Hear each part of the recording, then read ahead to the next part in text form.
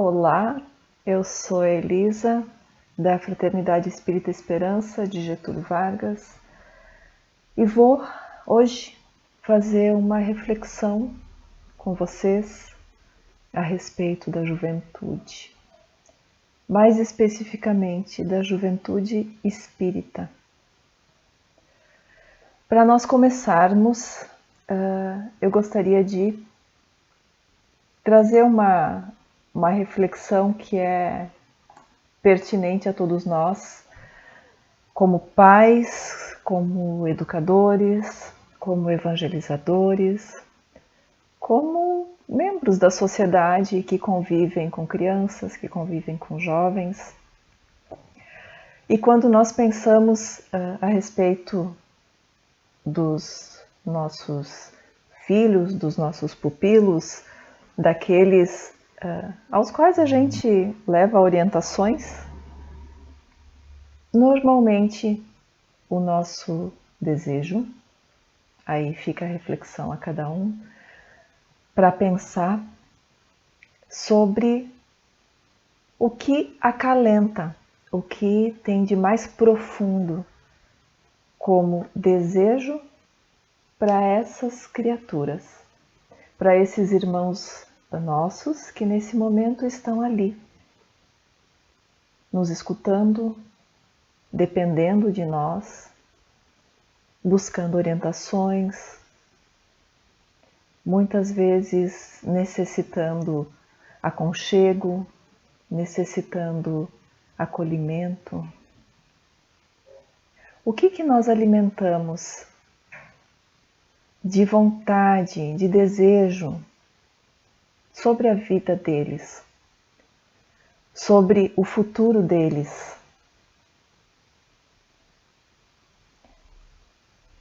Eu acredito que a maioria quase que absoluta, se é que existe isso quase que absoluto, deseja que eles sejam felizes. Nós acalentamos em nós assim uma vontade muito grande de que nossos filhos, nossos alunos, nossos sobrinhos sejam felizes, assim como nós temos essa vontade para nós. Mas será que nós realmente buscamos isso? Será que as nossas ações, as nossas palavras, a nossa vida está levando em direção à felicidade real? Nós, como espíritas, temos uma grande bússola, uma orientação que se levarmos em consideração, porque aquele espírita de ler, muitas vezes até frequentar estudo, frequentar palestras, escutar palestras, é um. Mas o convite hoje fica, e não só para vocês, para mim também, porque isso é uma construção diária nossa. Fica o convite para que nós nos tornemos realmente espíritas, que a gente busque vivenciar aquilo que nós estudamos. Nós temos uma bússola riquíssima, uma verdadeira orientação de como agirmos, de como educarmos-nos através da doutrina espírita, através do Consolador prometido. Então nós vamos ver hoje, eu acabo sempre recorrendo ao Livro dos Espíritos, que é riquíssimo, e tem várias outras obras subsidiárias que complementam, mas ali a gente tem uma base muito segura. E trazendo lá do finalzinho dele, a questão 920. Quando a gente fala de felicidade, isso também está lá no Livro dos Espíritos. Esse tema é assunto do Livro dos Espíritos. Na questão 920, Allan Kardec pergunta aos espíritos: pode o homem gozar de completa felicidade na Terra? Nós já pensamos nisso? Nós pensamos se nós estamos numa busca ou num desejo aos nossos filhos, aos nossos evangelizandos real? ou se nós estamos alimentando algo não factível ainda. Quem lembra essa resposta? O que os espíritos respondem? Não. Mas não fiquem tão tristes, não é tão ruim assim. Eles dizem, não, por isso que a vida lhe foi dada como prova ou expiação. Dele, porém, o porém sempre muda alguma coisa, né? Inclusive a parte mais importante da frase normalmente vem depois do porém. Dele, porém, depende a suavização de seus males e o ser tão feliz quanto possível na Terra. Então, felicidade completa não. E, inclusive, nós podemos ponderar a respeito do quanto nós temos condições de compreender essa felicidade completa, que eu acredito que eu não tenho. Eu acredito que nós ainda não temos condições porque ela está tão longe que nós não conseguimos nem vislumbrar ainda o que seria essa felicidade completa. Mas nós temos condições, sim, de suavizar esses males. Isso depende só de nós. E sermos felizes o quanto já é possível aqui na Terra. E como então? De novo no Livro dos Espíritos, lá na questão 614, que é a primeira questão dentro da terceira parte do Livro dos Espíritos. Quando começam as leis morais. Na questão 614, Allan Kardec pergunta o que se deve entender por lei natural. E eles respondem, a lei natural é a lei de Deus. É a única verdadeira para a felicidade do homem. Ela lhe indica o que deve ou não fazer. E ele é infeliz somente quando se afasta dela.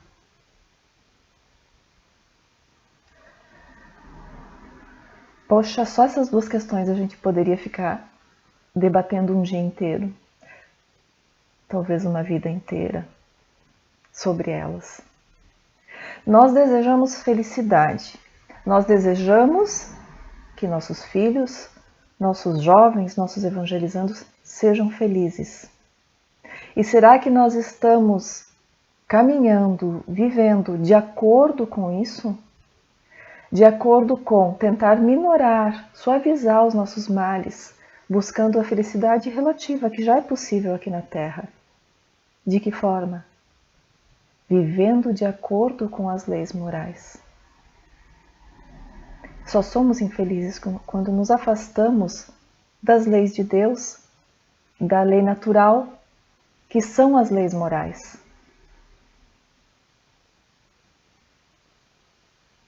A gente pode ficar pensando bastante tempo sobre isso, né? Reclamamos da infelicidade, reclamamos do sofrimento. Mas o quanto procuramos no nosso dia a dia inquirir a nossa consciência, pois é lá que estão as leis naturais, as leis de Deus, um local onde ninguém pode retirar, a respeito do quanto nós estamos caminhando, tomando decisões, agindo de acordo com elas. Vamos ampliar então a nossa reflexão. Allan Kardec pergunta então na questão 629 que definição se pode dar à moral, já sabendo que a lei natural é a lei de Deus e as leis morais Allan Kardec compilou em 10 leis e elas abrangem, segundo os espíritos, elas abrangem as leis naturais. Então Allan Kardec pergunta que definição se pode dar à moral. Pergunta a qual eles respondem. A moral é a regra do bem proceder, ou seja, a que permite distinguir entre o bem e o mal. Ela é fundada sobre o cumprimento da lei de Deus. O homem procede bem quando faz tudo para o bem de todos, porque então cumpre a lei de Deus. De novo, é a regra do bem proceder, aquela que permite a gente distinguir o bem do mal. Ela está fundada sobre o cumprimento da lei de Deus. Quando que a gente faz o bem? Quando a gente faz o bem de todos. Nesse momento nós estamos cumprindo a lei de Deus. Então, ensinar. Agora vamos puxar qual é a nossa intenção aqui. Pensar a respeito de como educamos, como orientamos os nossos jovens a viver. Eles dependem da nossa orientação. Já vamos falar sobre isso, inclusive o porquê ainda a juventude depende tanto do quanto a gente os direcione, os oriente, os exemplifique a vida que eles devem levar. Que eles deveriam, porque muitas vezes nós fazemos diferente a respeito disso que nós estamos falando, inclusive, né? Nós só estamos fazendo bem quando nós fazemos o bem de todos. Então, quando a gente diz para o nosso jovem, para o nosso filho, muitas vezes tentar superar o amigo, ser melhor que o colega, fala sobre a dificuldade do outro, menosprezando o potencial que ele tem, que talvez não esteja sendo desenvolvido. Quando nós estamos ferindo alguém, quando nós estamos nos aproveitando de determinada situação e a gente fala sobre isso na hora de uma refeição, em que alguém vai ficar mal naquela situação, mas que eu tenho que aproveitar aquele momento. Normalmente sobre negócios. Normalmente quem mais tem facilidade para adquirir mais, e quem tem menos, é muito mais fácil permanecer naquela situação, porque muitas vezes depende do outro. E eu, numa conversa, num diálogo, durante uma refeição, fico contando sobre os negócios, do como eu estou conseguindo, muitas vezes, aproveitar da situação difícil de alguém para fazer um bom negócio. E isso é o bem? Eu estou trazendo benefícios para minha família? Eu vou poder trocar de carro? Eu vou poder pagar uma boa escola para o meu filho? E ele tem que agradecer por isso, porque é importante para ele, segundo o que eu estou falando naquele momento. Mas eu não estou fazendo o bem de todos. Eu estou fazendo mal para alguém. E isso não é o bem. O bem não é o bem para mim, o bem para minha família. O bem para minha cidade, o bem para o meu país. O bem é o bem de todos. Só assim nós estamos cumprindo a lei de Deus. Somente assim. Outra questão, 932. Por que no mundo tão a miúde a influência dos maus sobrepuja dos bons? A essa pergunta os espíritos respondem que é por fraqueza destes, dos bons. Os maus são intrigantes e audaciosos, os bons são tímidos. Quando esses quiserem, preponderarão. E preponderarão quando?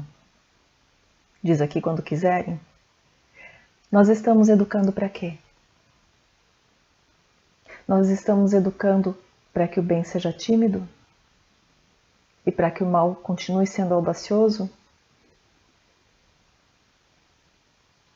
Que encorajamento nós damos?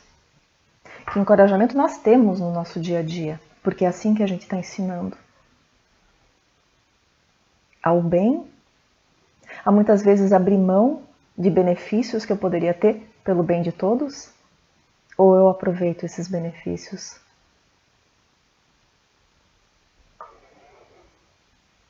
Será que o bem que eu poderia fazer, eu não estou deixando de lado? Não estou perdendo oportunidades? Estou tímida? Enquanto o mal continua audacioso? Eu não estou colaborando com essa equação? E não estou colaborando para que ela permaneça assim, não educando dessa forma? A gente pode pensar, isso é uma questão que eu levei certa vez para o grupo de evangelização, o grupo dos jovens mesmo, e nós conversamos bastante tempo sobre isso. E é muito interessante pensar, e triste ao mesmo tempo, como é difícil para a criança e para o jovem no mundo falar sobre Jesus, falar sobre Deus. O mundo exige que ele seja cético, que ele, muitas vezes, inclusive, assim, ache bonito, faça sucesso entre os colegas, entre os amigos, enquanto fala palavrões, enquanto pratica atos que não seriam nobres. E ele não tem vergonha disso. Mas falar de Jesus tem vergonha. E nós, como espíritas, mesmo sendo espíritas, mesmo pensando em Jesus como nosso companheiro diário, como nosso irmão mais velho, aquele que está ali para dar a mão e seguirmos juntos todos os dias, mesmo assim nós temos dificuldade. Mesmo assim, muitos de nós não conseguimos falar sobre Jesus e sobre Deus que não seja dentro da casa espírita. E os jovens, que dependem do nosso exemplo, que estão numa época que necessitam da aprovação dos outros. Será que para eles é fácil? Eu acho lindo, assim, me emociona muito. Quando eu vejo, quando eu assisto, quando eu escuto os jovens cantando, os jovens fazendo exposições doutrinárias, os jovens colocando na sua rede social, aquela lá que todos os amigos veem. Frases que falem de Deus, falem de Jesus, falem da criação, falem das leis morais, das leis naturais. Me emociona. A gente sabe que precisa coragem, precisa uma convicção muito forte, uma postura firme. Mas que isso conduz à felicidade relativa que nós já podemos ter aqui, que muitas vezes nós nos afastamos. Continuando a nossa reflexão. Na questão 921, Allan Kardec pergunta assim: concebe-se que o homem será feliz na Terra quando a humanidade estiver transformada? Mas enquanto isso não se verifica, poderá conseguir uma felicidade relativa? Essa questão complementa a outra. O que eles respondem? O homem é quase sempre o obreiro da sua própria infelicidade. Praticando a lei de Deus, a muitos males se forrará e proporcionará a si mesmo felicidade tão grande quanto comporte a sua existência grosseira. Não vamos culpar o acaso, os outros pela nossa infelicidade. E não vamos permitir que o jovem faça isso, que a criança faça isso. Vamos mostrar para eles que eles mesmos podem construir a sua trajetória. Eles podem construir a sua felicidade. Não depende dos outros. Não completamente, porque nós temos as nossas agruras, logicamente, temos as dificuldades, mas o quanto isso vai afetar a vida de cada um? Isso é interno.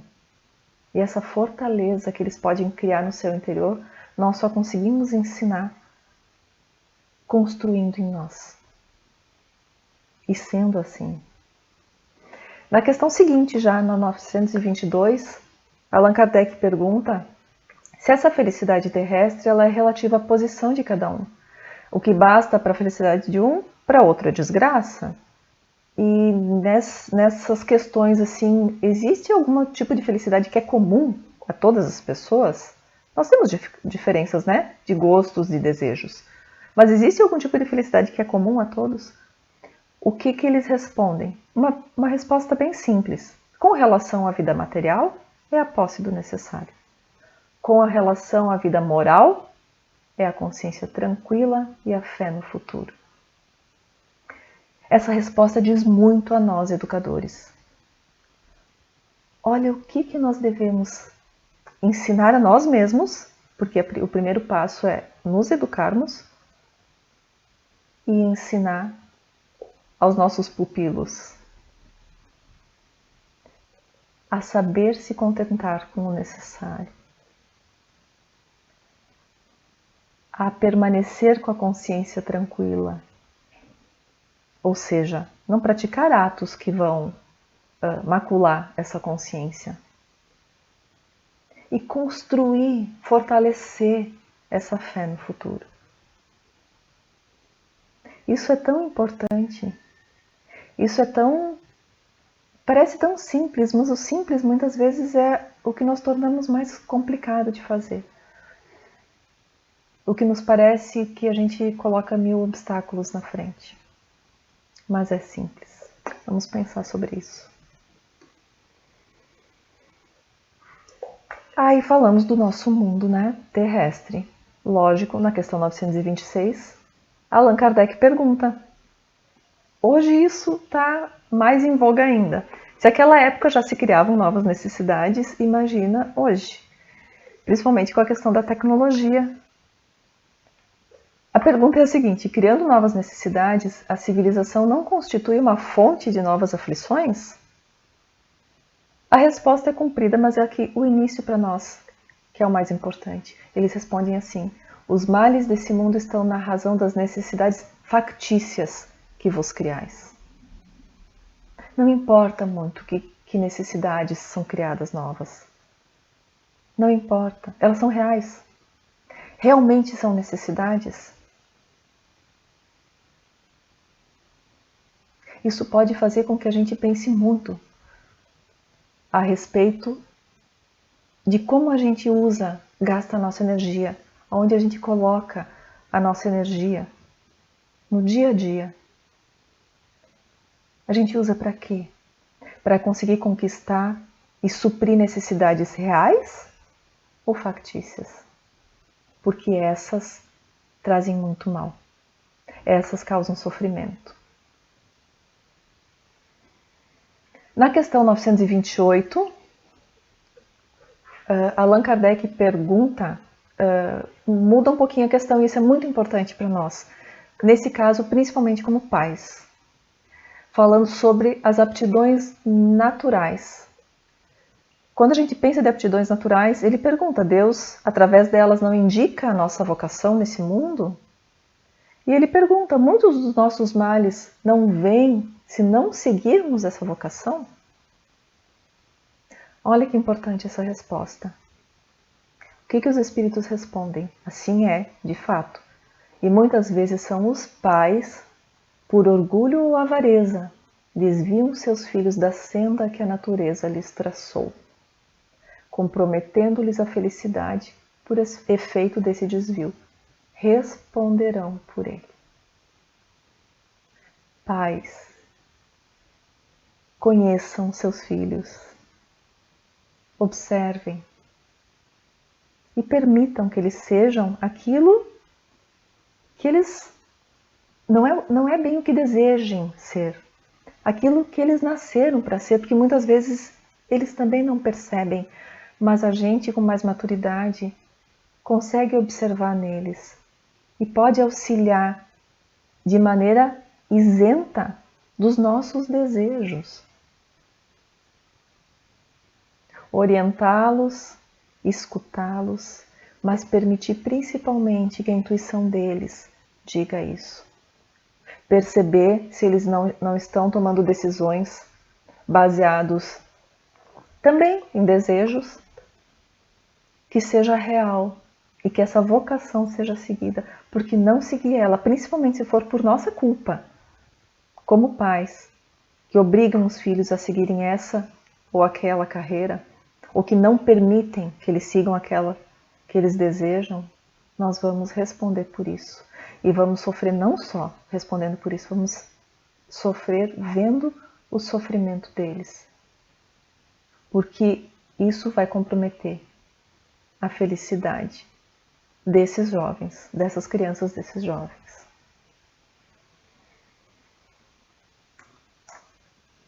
Falando ainda sobre felicidade, sobre o que nós pensamos a respeito da felicidade. Porque lá na frente, daí na questão 712, Allan Kardec pergunta: qual a finalidade do atrativo dos bens materiais aqui na Terra? Por que tem esse atrativo do gozo dos bens materiais? Os espíritos respondem: para instigar o homem ao cumprimento da sua missão e para experimentá-lo por meio da tentação. Olha que sério isso! E será que quando nós Porque nós vivemos no meio desses atrativos, nós temos as nossas tentações. Tem a questão A que Allan Kardec complementa, pedindo qual seria o objetivo dessa tentação. E o objetivo da tentação é desenvolver a razão, que deve nos preservar dos excessos. Então nós necessitamos passar pela tentação, ter a vontade de exceder, de passar dos limites, ou de usufruir daquilo que nós há muitas encarnações fazemos, usufruímos, ou cometer os mesmos erros que há várias encarnações nós cometemos. A nossa tendência é repetir os mesmos erros. E essa tentação é forte, ela nos puxa, mas ela não é irresistível. A nossa vontade é suprema e nós decidimos se cedemos ou não. Inclusive na oração do Pai Nosso, Jesus nos ensina isso de maneira assim muito contundente, e muitas vezes a gente compreende de maneira equivocada. Quando Jesus nos diz, pede ao Pai para não nos deixar cair em tentação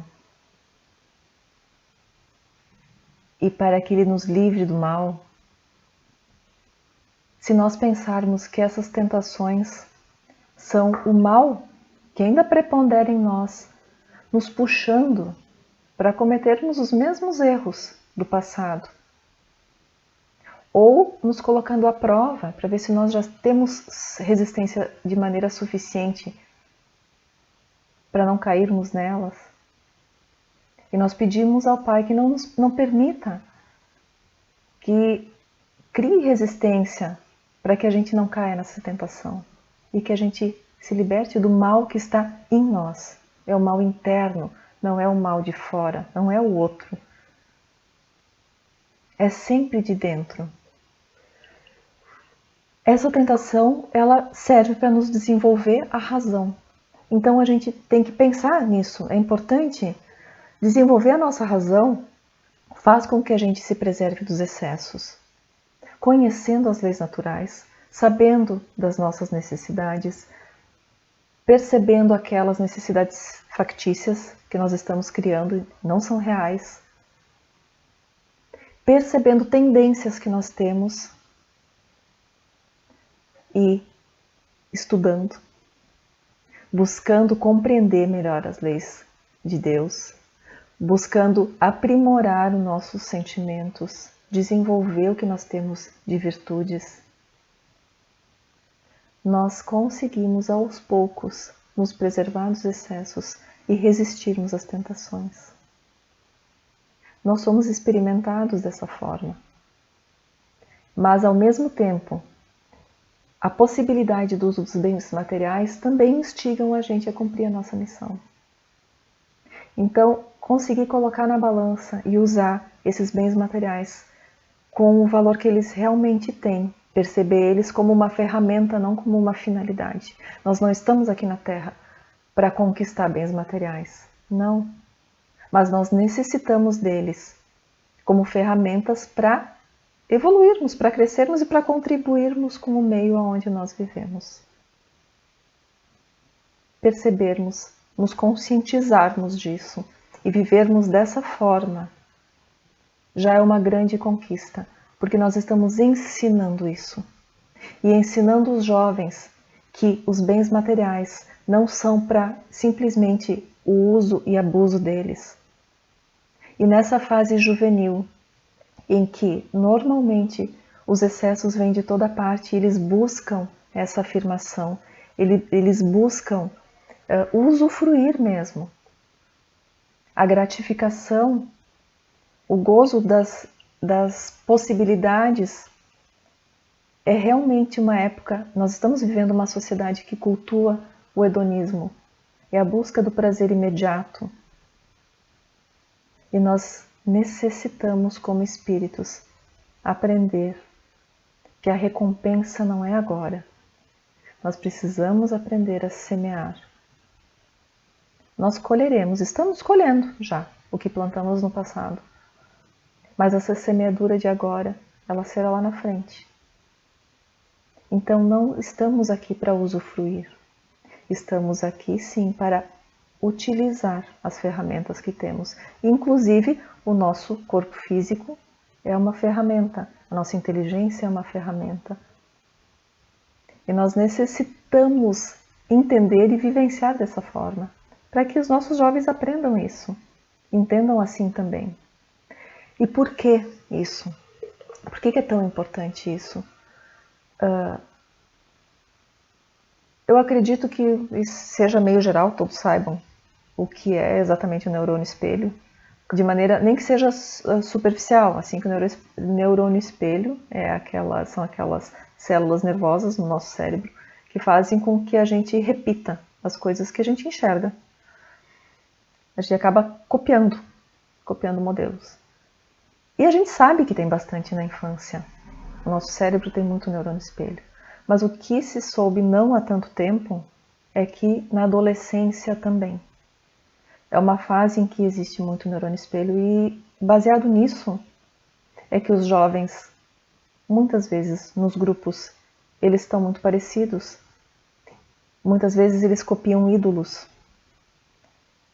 E muitas vezes somos nós os modelos. Eles vão repetir o que nós fazemos, a maneira que nós agimos, mesmo que não queiram. Emmanuel nos diz isso num texto. Essa frase, para mim, ela até eu posso já ter falado aqui em outra oportunidade, mas é uma frase que eu repito muito. Para mim, ela cala fundo, porque ele diz assim, que só um espírito que haja compreendido a paternidade de Deus, acima de tudo, consegue escapar à lei pela qual os filhos sempre imitarão os pais, ainda quando estes sejam perversos. Eles precisam compreender a paternidade divina, porque o pai é o pai maior a ser imitado, e não nós, senão eles nos imitarão. E isso tem relação também com a parte fisiológica, o como nós nos construímos biologicamente também. Nosso organismo foi criado dessa forma, para que a gente chegue nessa etapa da adolescência, nessa etapa da juventude, e que a gente encontre modelos. Quem são os heróis dos nossos jovens? Quem são os ídolos deles? É muito importante estar atento a isso. E é muito importante também nós sabermos que alguém está olhando para nós. Alguém pode estar copiando o que nós somos. Então, se nós não formos melhores por nós mesmos, que sejamos por eles. Que sejamos pensando que alguém pode ter a sua vida baseada em repetir algo que nós estamos fazendo. E que a gente faça melhor. Que sejamos sempre melhores. Outra característica da adolescência, também dentro dessa questão fisiológica, falando mais especificamente sobre o cérebro mesmo, é que nessa fase existe também uma grande, é chamado poda neural. Existe assim partes do cérebro que não são utilizadas, elas são como que excluídas, porque o cérebro está se ajustando. Então, dizem os neurocientistas que estudam essa fase da vida, que é nessa fase que a gente constrói o adulto que seremos. Que o jovem, a fase da adolescência, essa fase da juventude, ela não é simplesmente uma fase de transição entre a infância e a vida adulta. Não, ela é uma fase específica que precisa de atenção adequada. Nós precisamos olhar para os nossos jovens com o olhar que eles necessitam. E é um olhar específico de quem está se construindo, como será para o resto da sua vida. Não que ele não possa mudar alguma coisa depois, pode, mas vai ser muito mais difícil. Essa é a fase da construção. Existiu uma base formada lá na infância. Aí chega nessa fase agora, lembrando lá do Livro dos Espíritos também, quando perguntam sobre uma mudança que há numa fase da vida, em certa fase da vida, falando sobre a adolescência, e os espíritos respondem é que o espírito retoma a sua natureza, tal qual era. Na infância, essa natureza fica mais adormecida para que a gente molde, que a gente ajuste, que a gente ajeite e dê a possibilidade para aquele espírito, que todos somos, de certa forma, comprometidos com o nosso passado, devedores com certas questões, para que aquele espírito receba novas instruções e tenha a possibilidade de mudança. Só que em cima dessa base vem a adolescência agora e o espírito retoma a natureza dele, real.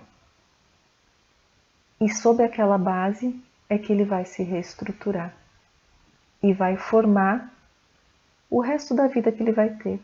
É uma fase relativamente curta, mas mais longa do que pensávamos. Hoje a gente sabe que o cérebro só termina de amadurecer na metade da terceira década de vida. Até então a gente exige determinadas condições dos nossos jovens que eles ainda não têm, uma certa maturidade que eles não têm, eles não possuem. Nós ainda necessitamos orientar, ainda necessitamos estar juntos.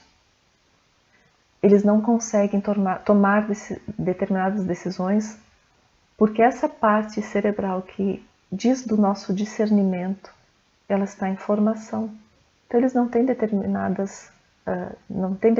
capacidade para abstrair. Está começando, sim, ele já consegue abstrair, mas ele não consegue discernir ainda e juntar determinados modelos, cenários para tomar decisões.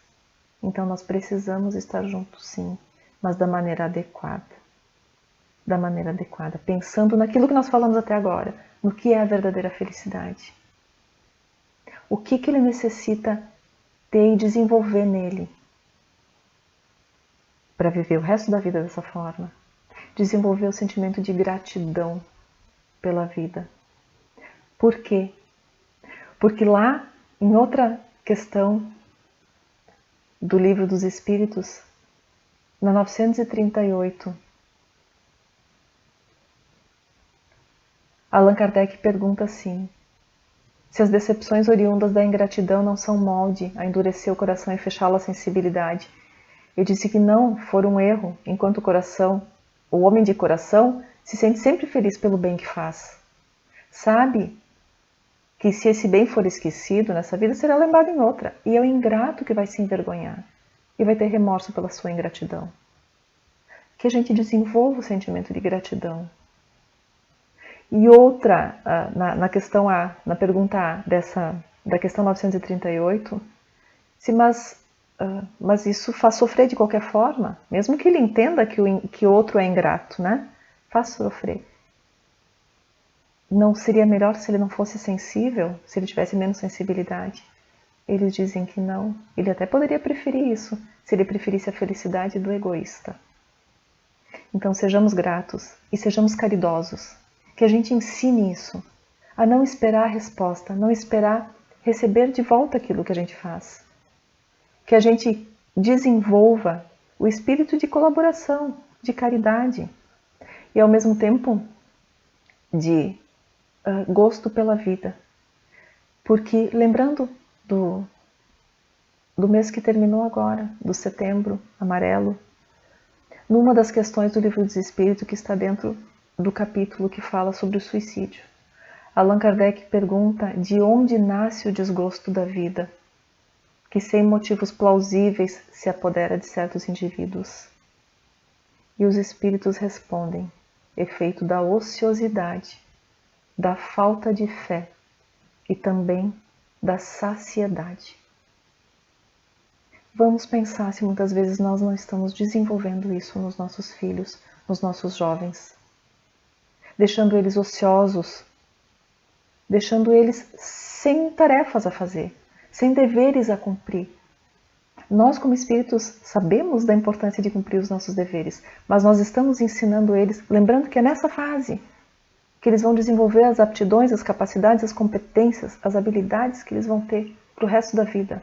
Nessa fase é fácil que a gente dê tarefas a cumprir, que a gente ensine eles a cumprir os seus deveres, sendo assim, lembrando sempre que é o exemplo.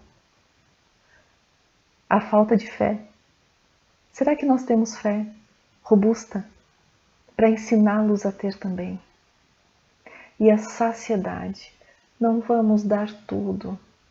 Não vamos encher nossas crianças e nossos jovens com tudo o que eles precisam e o que eles não precisam. É o gozo dos bens materiais em excesso.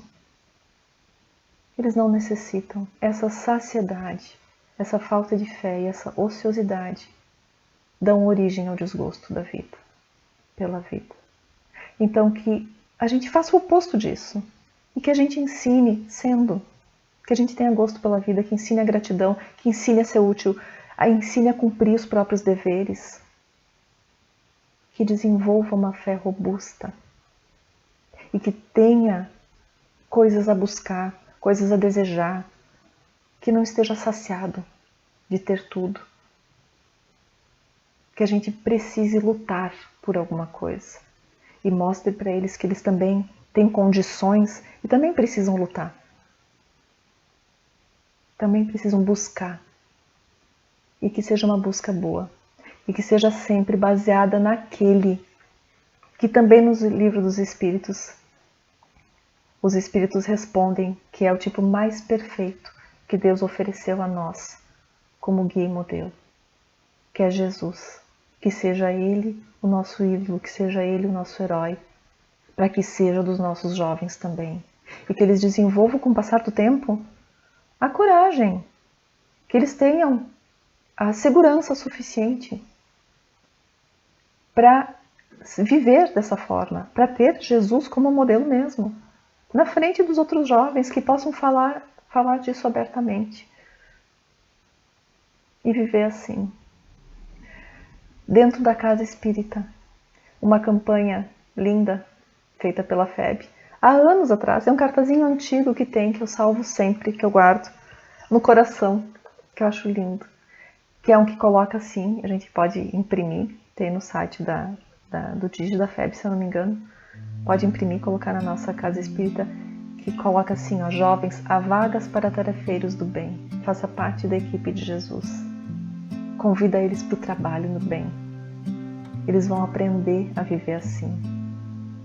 Vão pegar gosto, o prazer em coisas saudáveis. E é isso que nós desejamos para eles, esse tipo de felicidade.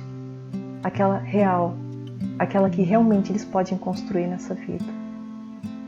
Vamos pensar que felicidade nós estamos construindo e buscando para os nossos jovens. E vamos à nossa casa espírita dar oportunidade. Mais orientação, trabalho no bem. É isso que diz no cartaz. Oportunidade, mais orientação, trabalho no bem. Estejamos juntos. Jovem, a flor da árvore, como dizia Jesus no livro Boa Nova, no texto Velhos Moços, que a juventude é como a flor. Mas é o fruto que importa. Que sejamos nós quem orienta, para que todos virem bons frutos e deem bons frutos. Obrigada a todos.